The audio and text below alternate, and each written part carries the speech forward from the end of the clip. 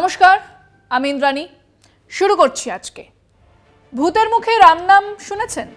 শুনেছি কিছু মিষ্টি মিষ্টি ভূত আছে বা ওই পান্তভূতের ছানা, তারা কখনো কখনো রাম নাম করে ফেলে।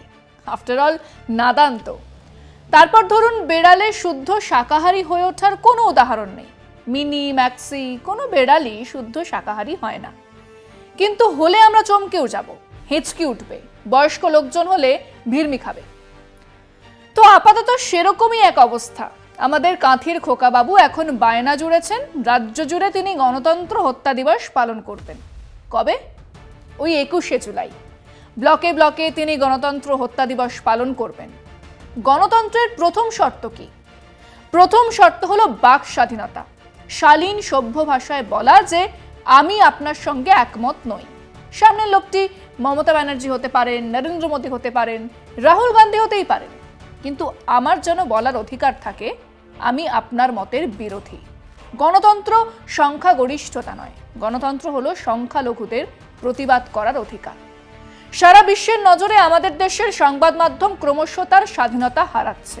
সাংবাদিকদের জেলে পোড়া হচ্ছে, নানান মামলাতে জড়িয়ে হ্যারাস করা হচ্ছে, প্রতিদিন নিত্য নতুন আইন এনে বাক স্বাধীনতাকে খর্ব করা হচ্ছে। এ তো নতুন কিছু নয়, কিন্তু আমাদের রাজ্যের বিরোধী দলনেতা সাকুল্যে 100 জনকে নিয়ে রাজভবনের সামনে বসেছেন।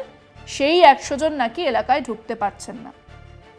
এর মধ্যে সেই তারা নেই যাদেরকে ডায়মন্ড হারবারে ঘরছাড়া বলে সাজিয়ে নিয়ে যাওয়ার অভিযোগ বিজেপি কর্মী সমর্থকেরাই করেছিলেন। রাজ্যে আইন শৃঙ্খলা নেই, তাই তিনি ওই 21শে জুলাই গণতন্ত্র হত্যা দিবস পালন করার ডাক দিয়েছেন। কাজেই সেটাই বিষয় আজকে। শুভেন্দু অধিকারীর গণতন্ত্র হত্যা দিবস। হাতে আর 5টা মাত্র দিন। 21শে জুলাই শহীদ দিবস উপলক্ষে ধর্মতলায় তৃণমূলের মহা সমাবেশ। শাসক দলের অন্দরে ইতিমধ্যে তুঙ্গে প্রস্তুতি চলছে, সব মহলে আলোচনা বৈঠক। এরই মাঝে গণতন্ত্র নিয়ে চিন্তায় ঘুম উড়েছে শুভেন্দুর। তাই তার সিদ্ধান্ত, ধর্মতলায় তৃণমূলের সমাবেশের দিনই গণতন্ত্র হত্যা দিবস পালন করবেন তিনি। এর আগে একাধিকবার রাজ্যে অচলাবস্থার অভিযোগ তুলে রাষ্ট্রপতি শাসনের দাবিও তুলেছিলেন শুভেন্দু। এবার একেবারে গণতন্ত্র হত্যা দিবস পালন। কিন্তু কোন গণতন্ত্র রক্ষার কথা বলছেন শুভেন্দু? কোন গণতন্ত্র নিয়ে চিন্তিত বিজেপি? সেই গণতন্ত্র যেখানে 70% ভোট নিয়ে সন্তুষ্ট শুভেন্দু, যে গণতন্ত্রের সংখ্যালঘুদের পরোয়া করে না কেন্দ্রের শাসক দল, তিনি কি তবে সেই গণতন্ত্রের কথা বলছেন যেখানে ব্যক্তিগত বক্তব্য পেশ করলে শাস্তি স্বরূপ সেই ব্যক্তির ঠাঁই হয় গারদে? নাকি যে গণতান্ত্রিক রাষ্ট্রে শুধুমাত্র ধর্মের নামে সুরসুরি দেওয়া রাজনীতি করে ভোট কিনতে চায় কেন্দ্রের সরকার? যদিও রাজনীতিবিদদের একাংশের মত বিজেপির রাজনীতি করা শুভেন্দুর উদ্দেশ্য নয়, ওনার টার্গেট বাংলার মুখ্যমন্ত্রীর কুর্সি। তবে কথায় আছে আশায় মরে চাষা, তাই শুভেন্দুর সেই উদ্দেশ্য সফল আদৌ হবে কিনা সে নিয়ে ঢের সন্দেহ রয়েছে রাজনৈতিক মহলে। গণতন্ত্রের কথা বলছেন শুভেন্দু অধিকারী, বিজেপি, মোদী শাহ সরকার। আরএসএস এর দর্শন ইত্যাদির কথা বাদ দিয়ে আলোচনা করলেও শুভেন্দু অধিকারীর মুখে গণতন্ত্রের কথা শুনলেও হাসি পায়। যে মানুষটা সাফ মত হলো ওই 30% ভোট আমরা চাই না, আমাদের দরকার নেই ওদের ভোট, আমরা 70% হিন্দু ভোট নিয়েই জিতব, তিনি গণতান্ত্রিক। শুনেছি বটে উনি রবীন্দ্র ভারতী থেকে পড়াশোনা করেছেন। পড়াশোনা করা আর এক জিনিস আর শিক্ষিত হয়ে ওঠা যে আলাদা দুটো বিষয়, তা ওনার কথা শুনলেই বোঝা যায়। কোন গণতন্ত্রের পাঠে রাজ্যের 30% মানুষকে বাদ দিয়ে কথা বলার নিদান আছে? তিনি এটা বলার সঙ্গে সঙ্গেই গণতন্ত্রের প্রথম শর্তকেই খুন করেছেন। ওনার গণতন্ত্র of the people, by the people, for the people নয়। ওনার গণতন্ত্র of the Hindus, by the Hindus, for the Hindus. এবং মজার কথা হলো ওনার এই তত্ত্ব সংখ্যালঘুরা পরে হিন্দুরাই আগে বাতিল করেছেন। ওই 70%-এর অর্ধেক ভোট পেতেও জান কয়লা হয়ে যাচ্ছে। এবং এই বাংলাতে এক প্রবল হাওয়া আর মোদী শাহের প্রচারতন্ত্রের জোরে একবার 18 হয়েছে, তারপর 200 পারের জায়গায় 77, আপাতত কমে 71, আর 35 টার্গেট রেখে লড়ে 12টা আসন জুটেছে এবারে, তাও কপাল জোরে। আবার ভোট হলে 6টাও জুটবে না।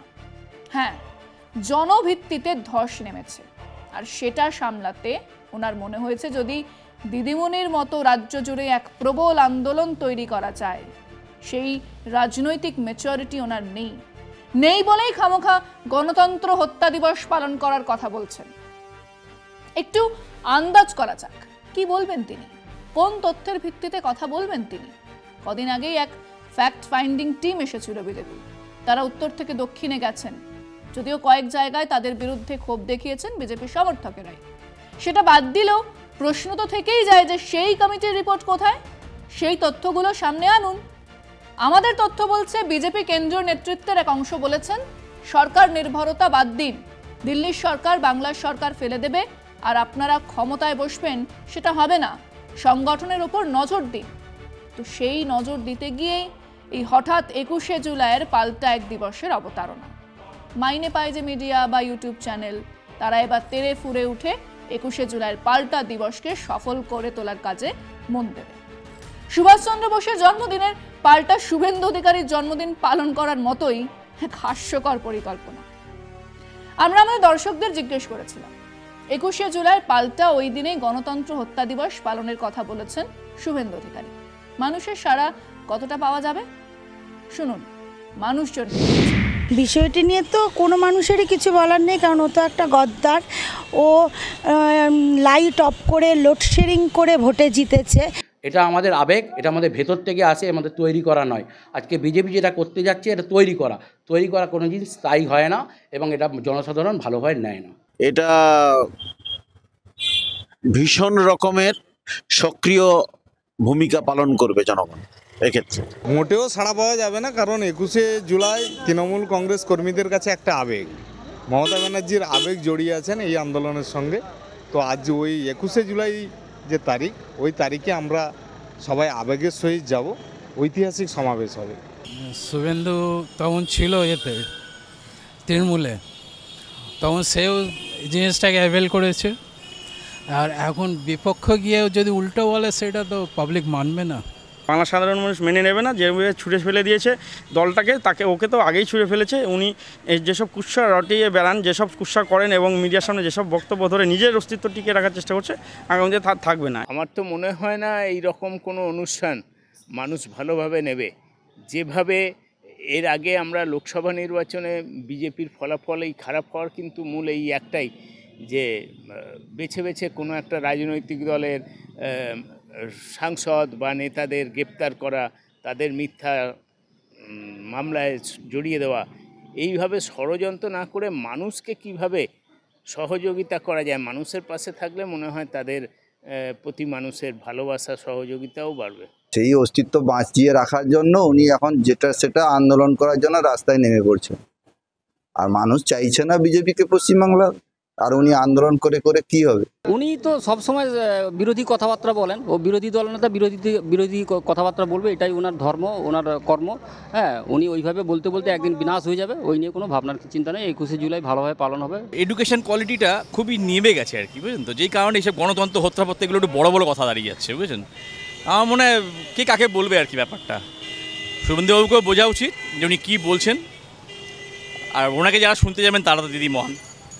উনি অন্যদিনও সেটা পালন করতে পারতেন, কিন্তু উনি যেভাবে 21শে জুলাইকে বেছে নিয়েছেন সেটা পশ্চিমবঙ্গের মানুষ কোনোভাবেই মেনে নেবে না।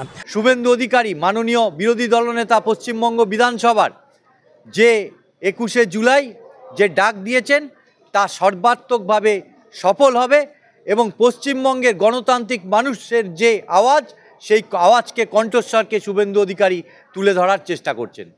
গণতন্ত্র হত্যার মূল কারিগর হচ্ছে উনি। ওনাকে ভালো করে জিজ্ঞেস করুন, সারা ওয়েস্ট বেঙ্গল জুড়ে উনি যে ধরনের গণতন্ত্র হত্যা করেছে, বা উনার পাশে আজকে উনার দল নেই বলে নিজেকে রাজনীতির আঙ্গিনায় টিকিয়ে রাখার জন্য উনি একটা আদার্স একটা জায়গা থেকে এই ধরনের কথাবার্তা বলছে। শুভেন্দু অধিকারীর কোনো অস্তিত্ব নেই, ও নিজে বাঁচার জন্য এইসব কথা বলছে। না, এটা আমরা করি না, ওকে সমর্থন করা যায় না। এটা একটু কথা হলো, একটা সমাবেশ তো ওরাও করছে এরাও করছে, তাতে কি আছে। 21শে জুলাইয়ের আমরা ছোটবেলা থেকে দেখে এসেছি, সেখানে মানুষের উচ্ছ্বাস যেভাবে হয় সেটা আর বলে বোঝাতে পারবো না। সে নিজেও অনেক সময় ফেসবুকে নিজেও ঢুকে দেখেছেন, দেখবেন। তো উনি ভুল করছেন, এটা উনি বলতেই পারেন, তো ওটা ওনার মনের কথা। তৃণমূল কংগ্রেস আজকে না 1994 সাল থেকে 21শে জুলাই ধর্মতলা শহীদ দিবস পালন করে আসছে এবং এবারেও সেই পূর্বের রেকর্ডকে ছাপিয়ে যাবে। রাম ছাগলের দাড়ি আছে, কিন্তু তা থাকলেই রাম ছাগল তো রবীন্দ্রনাথ হয়ে যাবে না। 21শে জুলাইয়ের পাল্টা দিবস ডেকে দিয়েই মমতা বন্দ্যোপাধ্যায় হওয়া সম্ভব নয়। আসলে শুভেন্দু অধিকারী ঠিক বিজেপির রাজনীতিও করতে নামেননি, ওনার লক্ষ্য বাংলার মুখ্যমন্ত্রিত্ব, ওনার লক্ষ্য মমতা বন্দ্যোপাধ্যায়। সেটাই তিনি চেষ্টা করে যাচ্ছেন। বিফলে যাবে সে চেষ্টা সবাই জানেন, কিন্তু ওই যে আশায় বাঁচে চাষা, উনি সেই ধরাছোঁয়ার বাইরের স্বপ্ন নিয়েই বেঁচে থাকতে চান। আটকাচ্ছে কে? আজকে এ পর্যন্তই। দেখতে থাকুন কলকাতা টিভি, রাত দিন 7 দিন।